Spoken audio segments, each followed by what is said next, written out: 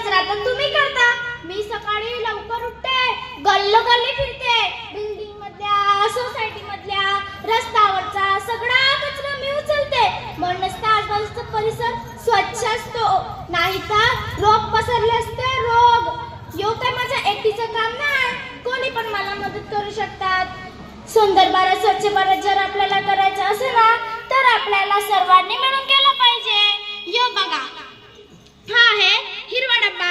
याच्यामध्ये आपण ओला कचरा टाकू शकतात, जसे की उरलेले अन्न, फळांची साले.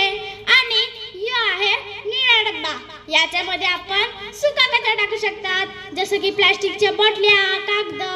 आणि तुम्ही चिंटू मिंटू तुमचे चॉकलेटचे रॅपर कशात टाकायचे बरं? बरोबर, निळ्या डब्यात. Very good, very good. चला येते मी. पुढच्या वेळी येताना सफाई कचरावाले नाही, सफाई कामगार म्हणा, सफाई कामगार. चला येते बरं का. अशी कचरावाली काय करता?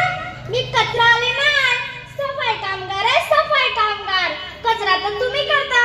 मी सकाळी लवकर उठते, गल्लोगल्ली फिरते, बिल्डिंग मधल्या, सोसायटी मधल्या, रस्त्यावरचा सगळा कचरा मी उचलते. म्हणूनच तर आजूबाजूचा परिसर स्वच्छ असतो.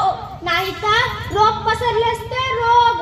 यो काय माझ्या एकटीचं काम नाही, कोणी पण मला मदत करू शकतात. सुंदर भारत, स्वच्छ भारत जर आपल्याला करायचं असेल ना, तर आपल्याला सर्वांनी मिळून केलं पाहिजे. यो बघा, हा आहे हिरवा डब्बा.